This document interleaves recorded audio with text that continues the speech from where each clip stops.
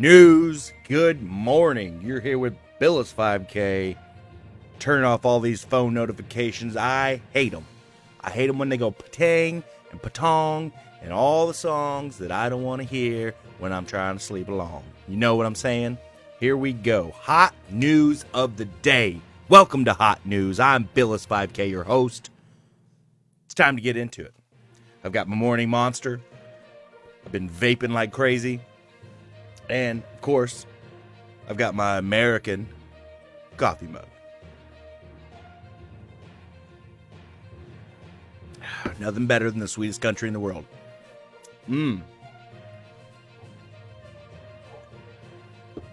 Wash that old bean juice down with some Monster, some purple Monster. All right, let's jump right into hot news. Now, this comes from NPR. The Necronomicon Prancer Reduction Agency. NPRA. NEPRA. People who think they're attractive are less likely to wear masks, study shows. Wow. Is this, are we talking the medical mask for, not spreading the COVID? Or are we talking about masks? Are we talking about a deeper subject? We all wear masks. We all saw that movie. People who think they're unattractive are less likely to wear masks, study shows. Let's get into it.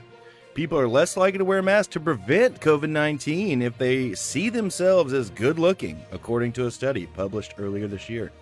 Wow. So somebody says, I'm too pretty to die. I'm too pretty to get a cough. I'm too pretty to get a sick. I don't know about that.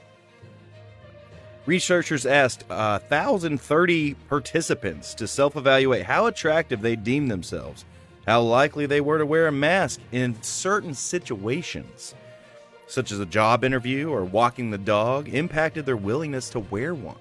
Wow. I mean, personally, me walking a dog, I don't see myself as attractive or ugly.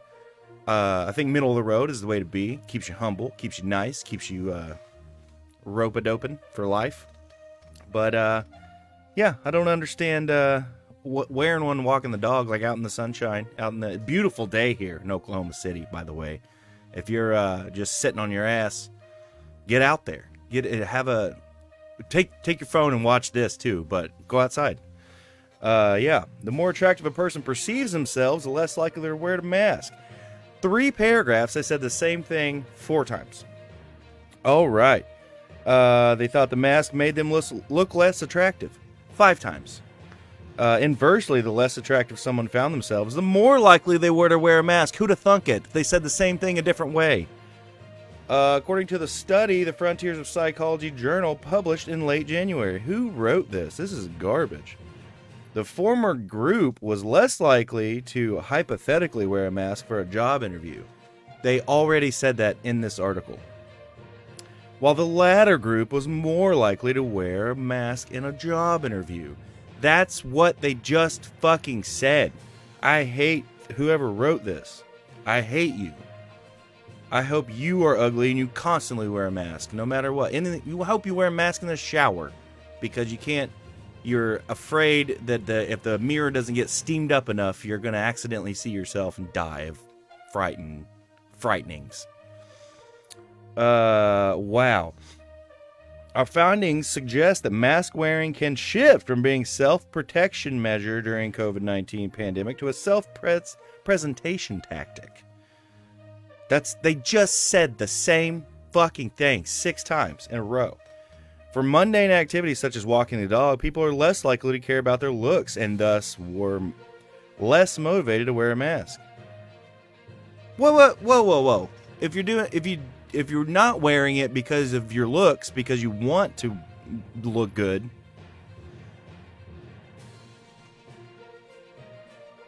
what? I'm going to read this verbatim. For mundane activities such as walking a dog, people were less likely to care about their looks and thus were less motivated to wear a mask. But those who see themselves as attractive were still more likely to feel the need to make a good impression.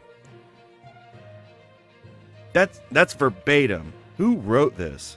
I am throwing you under the bus. Usually it tells you at the bottom, right? Like written by Dickhead McSqueeny Toads. Who wrote this? Who wrote this article? It's bad. Ayana Archie. Ayana, you are doing a bad job, and for some reason you're writing news at NPR. Which I get it. I worked for a news station, and when they want you to put a picture and write a story, I kind of just got through it. Mine are probably terrible, but mine were always really short, at least. To the point, here's what happened, done. I don't need to spruce it up to keep you on my website longer for ad revenue. It didn't work that way. All right, let's jump back into what's our next story here. Oh, next story. Hot news! Right off the presses. Hot news about ugly people and not ugly people. Super hot people. All right, here we go.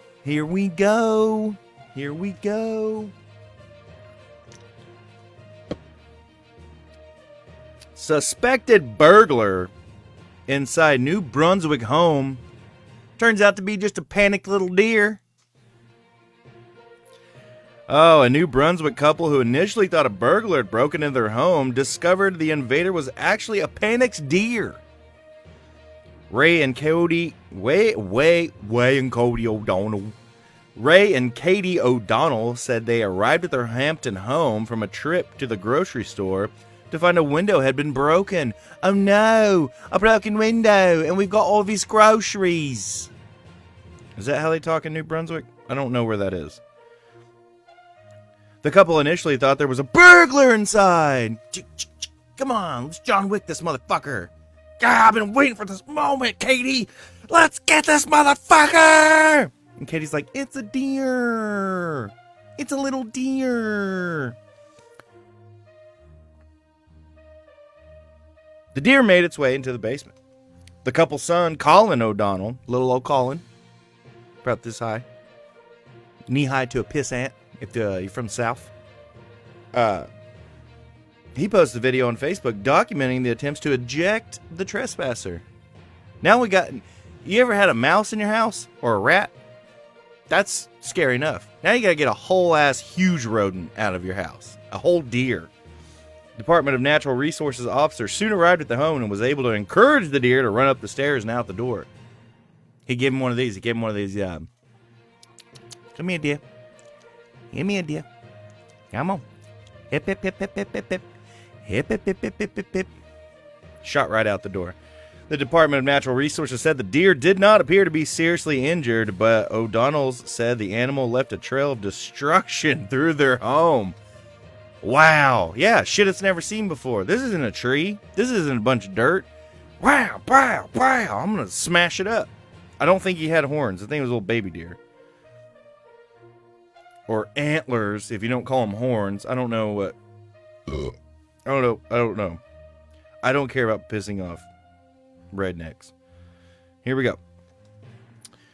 All right, moving on. Story number 3. National Park Service. Never push a slower friend down in a bear encounter.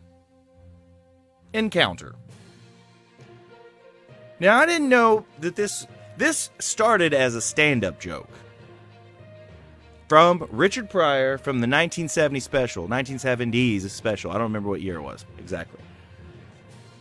He said, there's a bear behind you. And then the other guy says, oh no, what are we gonna do? And he said, I don't think we can outrun a bear. And he goes, what the fuck you talking about? All I gotta do is outrun is you. Is a joke. Now, I don't know if it got lost in translation over time and people think that this is actual advice, but it's come to the point where the National Park Service is telling you, don't push your slower friend down if there's a bear to get away.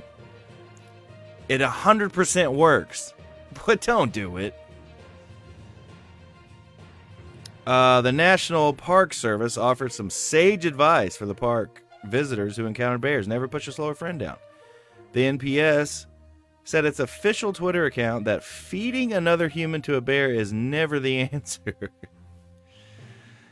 Don't say never.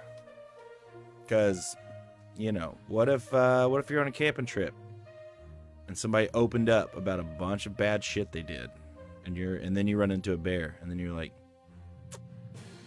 this is the answer. This is the answer. Hot news!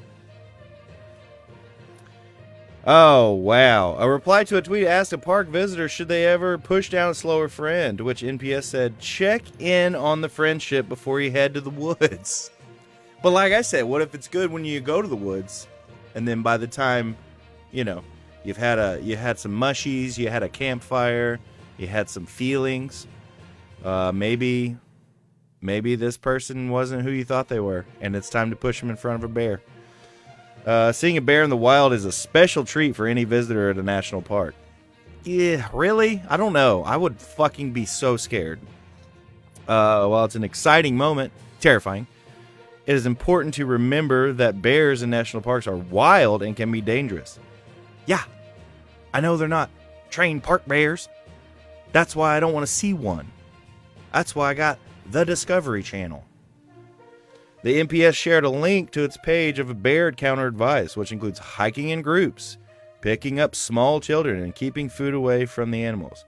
Now, it just says picking up small children. It doesn't say, like, if they're yours or not. Should you there's a child, I better grab it. That way a bear won't come.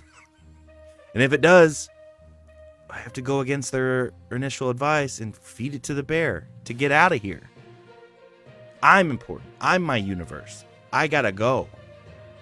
Yeah, keep your food and all the small kids away from... Oh, it's a dog licking a banana. Oh.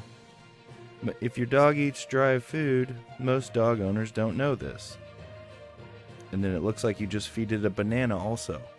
But I bet the article is so much different. All right, let's go into our fourth story. Okay. Now, this is hot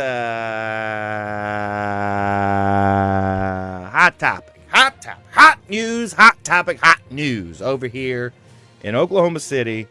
Now, they're in the Asian district. We're at 23rd and Classen is where I'm saying here.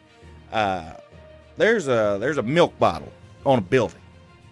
And it's a strange encounter because you don't know what the fuck is going on. So I pulled up an article and I want to read a little bit about it, and then we can kind of theorize what's going on with the milk bottle. It's part of historic Route 66. You can miss only if your eyes are closed. Okay, constructed in 1930, the tiny 350 square foot triangular commercial building of red brick is located on the speck, a very tiny speck of real estate, right in the way of a busy urban through street. It sits at an old streetcar stop along the line that ran diagonally across Classen Boulevard, which served as a segment of Route 66's original Oklahoma City alignment. All right, subsequent realignments of the highway, first along Western Avenue and then on 23rd Street, remained only a stone's throw from the site. If conducting a business in a tiny brick store in the middle of the street is not remarkable enough, the towering milk bottle perched on the store's flat roof confirms that the milk bottle grocery is a Mother Road must-see. Built of sheet metal around 1948, the eye-catching milk bottle was and still is a funky advertisement gimmick for the dairy industry. The building's tight spatial restrictions hemmed it on all sides by roadway no doubt determined the milk bottle's rooftop locale, with only inches to spare beyond its walls. The only place to go was up. So my question is, there's a Brahms down the street. Why don't they put it on that Brahms? Or, I guess it's fine where it's at. It's not bothering anybody. But this has led the public to ask some burning questions. And we go live now to our field reporter, Gail Jibblejabble. Gail, you there? Gail, you there? Gail Jibblejabble? Gail,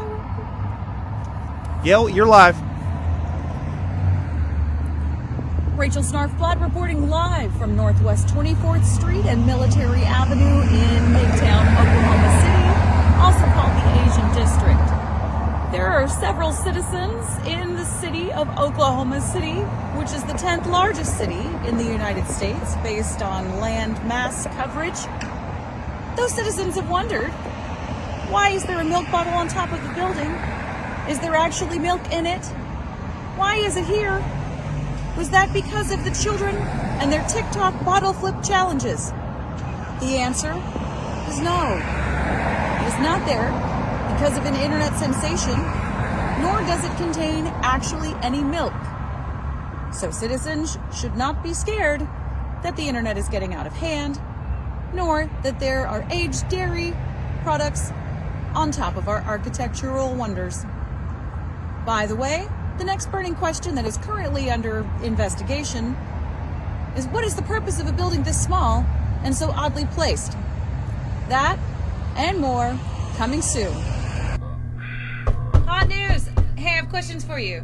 Open up or I'm gonna fart. Told you. Back to you in the studio. Thank you so much, Gail Jibblejabble. All right, that is hot news from the streets of OKC. Can you believe it? There's no milk in there. And this whole time, that fucking bottle has said milk on it. By the way, Gail, that was a huge fart, and I'm so proud of you. All right, moving on. Soon, we will know how to combat the loneliness that's in our hearts in a long-distance relationship. Now, did you know there is a solution to a long-distance relationship?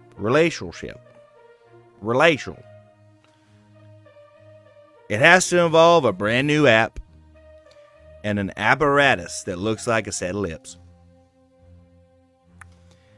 And apparently you can attach these sets of lips to two different phones, two different apps, long distance relationship, and your partner can feel what you're doing to that other lip, and they can feel what you're doing to that other lip. A remote kissing device has been created by a group of university students in China for people in long-distance relationships. The 3D silicone gadget has a mouth-shaped module and is triggered through a kiss, which is then transferred to the mouth. That's how kisses work. And it's a strange photo. It's these people are in the same room. Hopefully this was just testing jibber jabber. It's not very deep. It's about like that, and it's just silicone lips. But I'm telling you what, that's long distance cunnilingus machine, if you ask me. You can't get the male appendage in there too far. But some of you guys don't need that much. That's probably too much. You probably bottom out on that thing. You big old fat fucking fupas, you nerds. This device was created by a group of university students in China, and it's been left with criticism on social media. Wow. Some users called the device weird. That's fucking weird, bro. Why wouldn't you just smooch someone on a letter and then mail it? While others found humor on it, saying the device convinced them to having a long distance relationship is a pretty bad idea. According to the Global Times, a state-run media outlet, the invention has been patented by the Changzhou Vocational Institute of Mechatronic Technology. In my university, I was in a long-distance relationship with my girlfriend, so the only way we contacted was through the phone. Jiang Zhongli, the lead inventor on the device, told Global Times, "He's Asian Zelensky over here." That's where the inspiration of the device originated. The function of the app allows the user to pair up anonymously with strangers in the kissing square. Now there's a whole you can robotically kiss anybody that wants to join that app. Wow. The gadget featured the kissing app Kissinger, a sensory stimulating technology that mimicked a real kiss through a touchpad, similar to the latest invention. Wow. Oh, that was in 2016. This is different. But yeah, you can upload your kiss. You can upload your kiss and you can download different kisses for the experience. So you get on there and you can go, boopity boppity boop, Liam Neeson, eat me out. And then you can go, boop, bop, baby up. These fucking wolves. Oh, these wolves. Brr. It's slightly strange how it actually is moving and the pressure is moving around, Amy Williams of The Gadget Show said. Amy Williams, did you go home and try that? Did you go home and try that? Hot news! There's a mirror over here and I like to say hot news and point at me. Alright, there's a sort of pressure and then you feel it on your lips, Amy. We know you're not talking about the ones on your face. Okay, honey? All right, here we go. On to the next story of hot news. Hot news, hot news, hot news. The news is hot. Hot news, hot news, hot news. The news is hot. So I don't know. I haven't read this one. I just read the I guess the punchline. I just read the headline and wanted to know more about it. But this U.S. patient developed an uncontrollable Irish accent after a cancer diagnosis.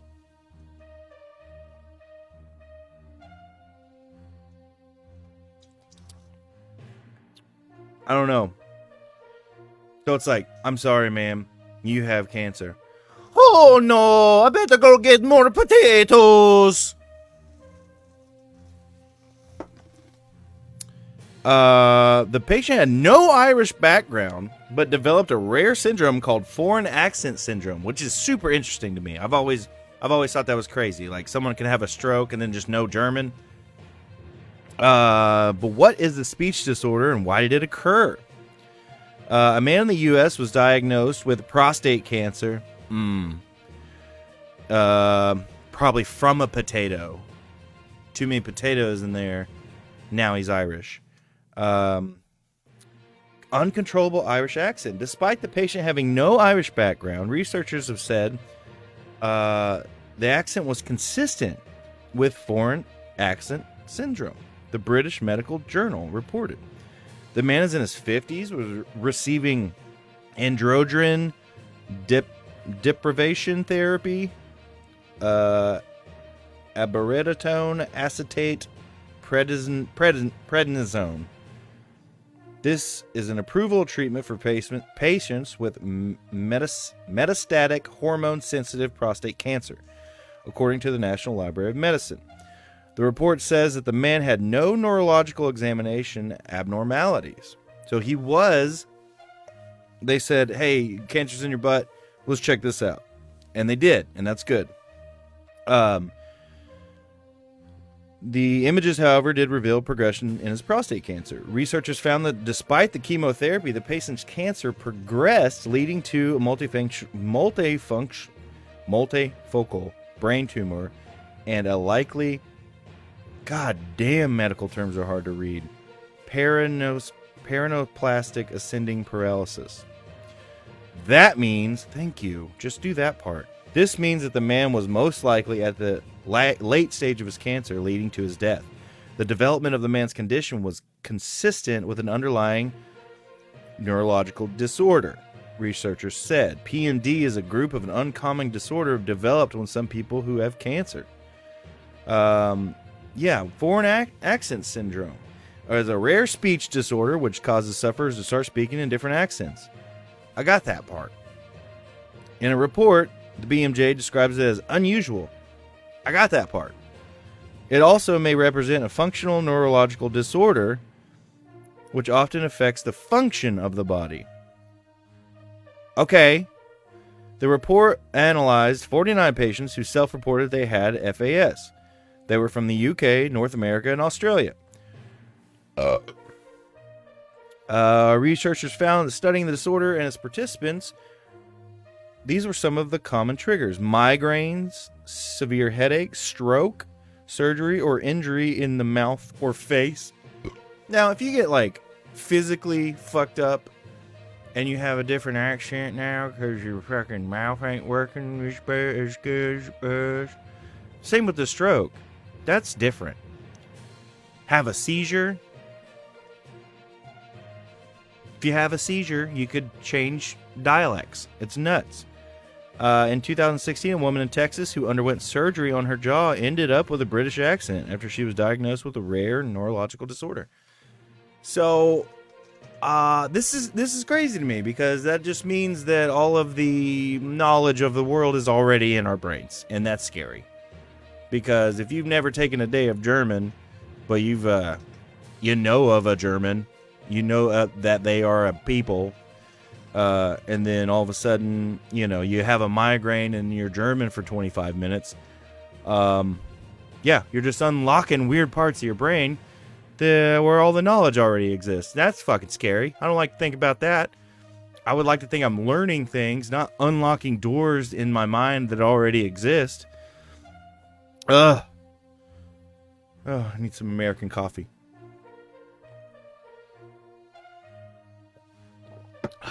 All right. Here we go. Hot news. We are on to the next story. Story number 7 of the day.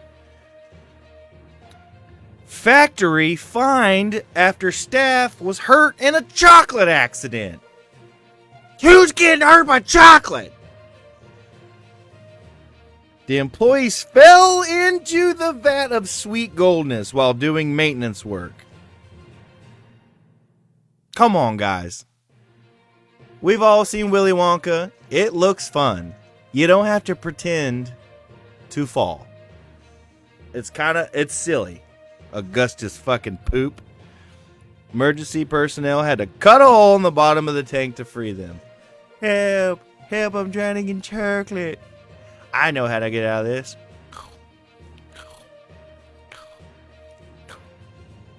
No, I'm drowning still, and there's a lot more chocolate. A factory which makes M&Ms and Mars bars has been fined more than 14 grand. 14 grand, $500. After an accident in which 2 workers fell into the vat of chocolate. Oh no! The U.S. Occupational Safety and Health Administration cited Mars Wrigley in the June 2022 incident at the Pennsylvania M&M and Mars factory, saying the workers were not authorized to work in the tanks and were not trained on the proper safety procedures for the equipment. But you know what? Fucking dickhead boss over there said, get it done. You know what? This is broke. Your maintenance. Do it. I don't care what your paperwork says. Okay? Worst thing that happens, you fall in, and some Oompa Loompas cut a hole in the bottom and get you out. Officials say the 2 workers were employed by an outside contracting firm. They're third party. That guy really didn't give a fuck.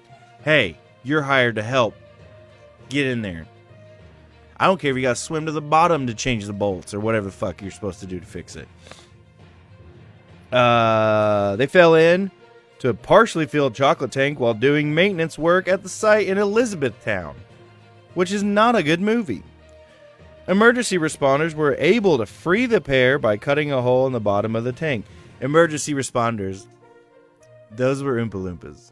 Those were little guys. They were like, bing dong, here we come to save you from the chocolate and your job. Yeah, both were taken to the hospital by 1 helicopter. You couldn't get a helicopter for each chocolate-covered man? That's mean. You gotta stuff them in like they are the M&Ms in the bag? We only got the 1 helicopter, and we got the 2. We got the 2 guys that fell in there. We're gonna have to stack them on top of each other. They're probably gonna get stuck together. Okay. Why one helicopter? Company representative told reporters last week the safety of workers and outside contractors is a top priority for our business. It isn't. It's not a top priority for any business. And the third-party business does not care about your business. I've worked in both of those situations. I promise you. I can go into more detail later. I'll do it right now. I worked for a third-party company for Home Depot. And anytime anything went wrong, we gave them an 800 number that didn't work. Because we didn't give a fuck. As always, we appreciate OSHA's collaborative approach to working with us to conduct the after-action review, the representative said. That's horseshit. Everybody hates OSHA. I worked in the oil field. OSHA made me wear a 6-foot lanyard if I was on a ladder over 4 feet tall. Think about that. That means I fell and I hit the ground, but my ass was hanging up. So I couldn't stand up good. I fell one time and was dangling just above the earth with my feet because of OSHA's bullshit rules. Just, how about OSHA makes you do a common sense test? That would be the best. Mars Wrigley manufactures chocolate, chewing gum, mints, and other sweets. Why do they gotta end this with some kind of fact? Everybody knows that. The two companies merged in 2008 when Mars gained full control over Wrigley after acquiring the remaining shares owned by billionaire Warren Buffett. Why would you end that article with that? I don't understand your tactic. I don't blame the company. I mean, I do. I blame that one manager that was bossing around the third-party people. That's who I blame.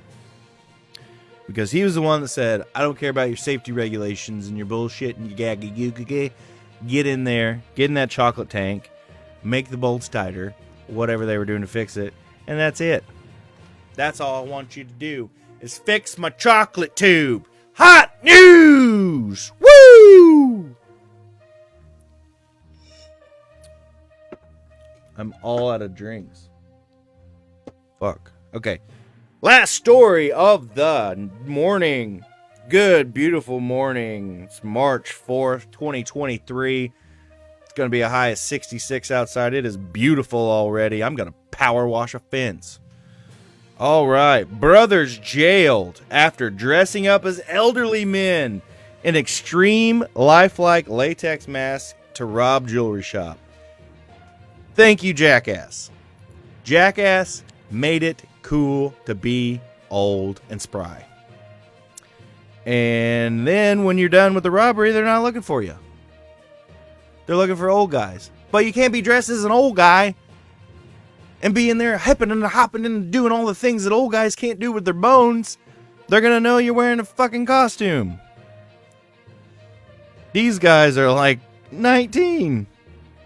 Complete with wrinkles, gray hair, and bald patches, the men robbed an Epping jewelry shop wielding a knife and a hatchet axe. What is a hatchet axe? Just, is it a hatchet or is it an axe? Don't call it a hatchet axe. Josephine Franks, you're doing a bad job. Two brothers robbed a jewelry store and took off with 15,000 pounds, with a 15,000-pound Rolex after disguising themselves as elderly men with extreme lifelike latex masks. The pair might have got away with it if they hadn't abandoned the masks in the boot of the car. Always burn the old man mask. Always burn the old man mask.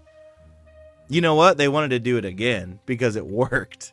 But you gotta go with different costumes.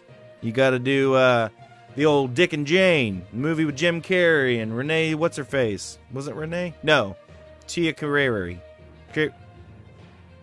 The one chick from Bad Boys. Yeah, Fun with Dick and Jane, and they did robberies, but they changed their presidential. They changed their whole. They did like Hillary and Bill, and then they changed to a different thing, and they changed like hippies, and then one time they just wore hoodies. Like they just changed it up. Several weeks after the robbery, one of the robbers was stopped by a police while driving. Idiot. In the car were the two masks still carrying the brothers' DNA. Well, of course, along with a bag containing a hatchet, a knife, and cable ties. And it looks like they had 3 or 4 different, faulty tags in their trunk. George Murphy Bristow was arrested at the scene. After a forensic examination of the saliva and the mask linked the brothers to the robbery. Murphy Bristow and his older brother Benjamin Murphy were arrested separately, arriving at the jewelers on Epping High Street on... God damn it. Fucking English. Putting the day before the month fucks me up. Do it different. And drive on the right side of the street. Y'all are fucking making me so mad. On 27 September 2021, the pair were the spitting image of the 2 elderly men. The mask featured a bald patch of gray hair and was aged in wrinkled skin. Blue medical masks partially concealed their faces. The masks were extremely lifelike, Essex police say in a statement. Gloves and trench coats completed the disguise. The jacket was also found in the car. Good God, y'all drove around with this shit? The whole get-up? You couldn't put it in a cupboard? Is that what they call cabinets in England? Cupboard? Put it next to the biscuits. A.k.a. cookies. The brothers gained entry into the shop by threatening staff. I got a knife and a hatchet axe. Oh, wait. I got a knife and a hatchet axe. Give me that 1 Rolex. I'll take that 1 Rolex, please. Hurry on up. Hurry on up. Brandishing a knife and a hatchet axe. The pair searched the staff area before the alarm was raised and the men escaped using a vehicle parked outside. And they probably ran like young men. The brothers have been jailed for a combined total of 31 years following a 3-day trial at Basildon Crown Court. Murphy, 37, was found guilty of robbery and 2 counts of possession of a bladed article. He received an 18-year custodial sentence. What does that mean? He has to be a custodian? He has to be a custodian for 18 years? That's mean. You still get to live out, like, you have to, like, check in. Like, I want to make sure you're still a janitor. You still a janitor? Don't lie to me. Don't be doing any side hustles. Okay. 18 more years. You gotta be a janitor. You're the one that wanted to be old. Now you're an old janitor. And they should make him wear the mask the whole time. Make him dress up as the old man for 18 years while he lives his life. Super glue it to his face as the punishment. Murphy Bristow, 28, was convicted of robbery, 2 counts of possession of bladed article, 2 counts because it was a hatchet axe, and going equipped for theft. How did the other guy not get going equipped for theft? He was jailed for 13 years. Okay. The brothers both denied their part in the robbery when they appeared on the Southend-on-Sea Magistrates Court in June 2021. How do you deny that? That ain't my spit. That ain't my old man mask. That ain't my car. This ain't my face. That ain't my DNA. This ain't my DNA. Like, what? How? Okay. So, judging by that, I'm glad they got caught. That is so stupid. And I just don't understand. Like, do you think you get, if you're harder to catch, do you think they throw the book at you more? So, if they were just a couple guys that robbed a store, here's a $15,000 Rolex. All right, you fucked up. 4 years in jail. Both of you. You fucked up. And this will teach you that you fucked up. But they dressed as an old man, and then it took them like 2 years to find him. Anyway, it was a harder investigation because they wore disguises. Now, does that piss the police off more? Because they're like, why doesn't everybody just use their own face for crimes? So they throw the book at them? I don't know. I feel like that. I think that's why there's a judge. I think that's why. That's why there's judges, because they can judge. They weigh the odds. Like, how hard was it to find him? Is he cool? Was he aggressive? Or you think he'll be all right? We give him less time, we'll just be all right? Or this old man, he's going to dress up as an old man again, and he's going to hurt somebody. And he's going to take some money. He's going to take some money. I don't know. That's for the judicial system to figure out on its own. That is all of our stories today. Hot news. Live for a total of almost 50 minutes. 8 stories. Live street hit. Replay if you didn't see it. Share this video. We're going to be coming live with hot news every time I want to. And I don't know what time. I'll usually let you know the day before. I've done it once so far. So here we go. Have a good day. Get the hot news. Facebook Messenger me. Strange stories if you want to see them on hot news. I need help finding them. Yeah, I just did such a comb through last night and came up with 8 through about 31,000. So have a good day. Get your coffee. Get your coffee. Get your Monster. Movie pick of the week. We're going to end with movie pick of the week.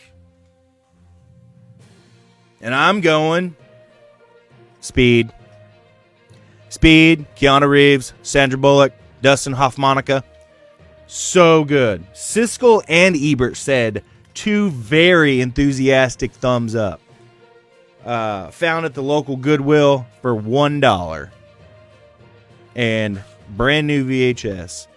And you know you got to open it and check and make sure it's the right movie. Because sometimes it's not. But sometimes the movie you find is even better, if you catch my drift. All right, that's it for hot news.